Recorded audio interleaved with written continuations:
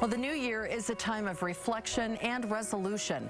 In our homes, we can look back on the past and mark both the successes and the struggles, but we can also look forward to what we want to accomplish in the coming year. Setting spiritual goals with your family can make 2013 a year of improvement. Parenting experts Richard and Linda Eyre are here with some ideas on how we can resolve to be just a little bit better this year. A little bit better. I have that goal every year, thank you. But, you know, it's really important that we set spiritual goals with our families and include them in making them, right? You know, Michelle, if you think of yourself as a physical being who occasionally has a spiritual experience, then you ought to set mostly physical goals. But if you believe, as we do, that you're a spiritual being having a physical experience, the main goals ought to be spiritual goals. They're the most important ones. And really, it is the most important thing we can do. We don't often think about setting spiritual goals, but it's really important. And a family mission statement, you say, is something that would help us do that. That's the place to start. This is the family mission statement guru right here.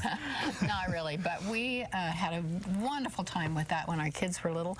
Well, our teenagers, actually, we didn't even think about it until our kids were teenagers, down on to 3, but it really was fun because it gave us a direction. We won't take time to tell you the process, but we just came up with 3 words: broaden and contribute, which meant, you know, learn as much as you can, get the best education, learn about the world, but then it's our job to give back. But that was like the bottom of the funnel, because you first ask them, what should our family be? What are your favorite words? And you collect all these things, and when it finally comes out the bottom of the funnel as a mission statement, they feel like they're part of it, and it becomes a spiritual guide. Something to live by. Now, a lot of us make goals, but you say we have to also make some plans. It's not just goals. So how do we do that? Scriptures, for example, you've got to have a plan. We started out having scriptures with the family, and we drag them out of bed at 6:30 every morning, sitting in the living room, and within 15 minutes, 3 or 4 of them would be back asleep again. But then I had a daughter who had moved away from home, said, "Mom, are you still getting those kids up? Are you still doing that? Because it's so important." I said, "Honey, you were one of the ones that were asleep." And she said, "I know, but it was such a fun memory. It was so great to be there together." And it's important not to just have a goal like read the whole Book of Mormon or something.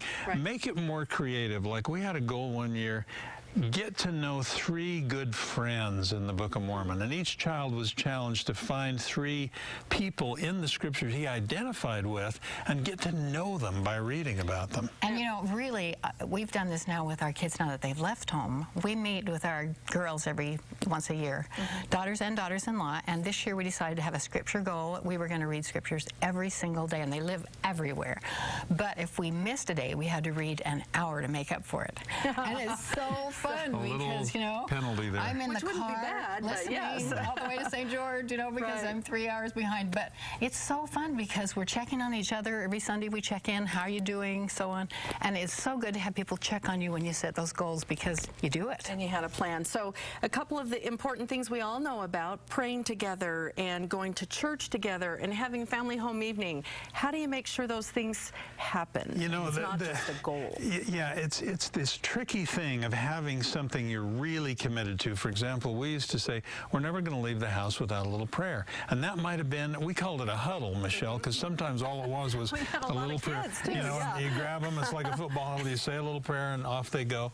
But it's it's those good habits that once they're established, it just feels unnatural not to do it. You see, we talk about habits a lot and how bad ones can affect us, good ones can affect us. True. And I have a friend who turned their chairs around. The mom, when she set the table, she turned the chairs around, and so that you just kneel down and pray together before you sit down at the table. And I thought, that's a great idea. And going to church, is church just something we do, or do we have a goal to come home from church and talk around the table about what everyone heard, so it really means something? All good ideas, and we'll try to implement them all this year. Thank you so much for always your advice. Great to be with you. Richard and Linda Eyre.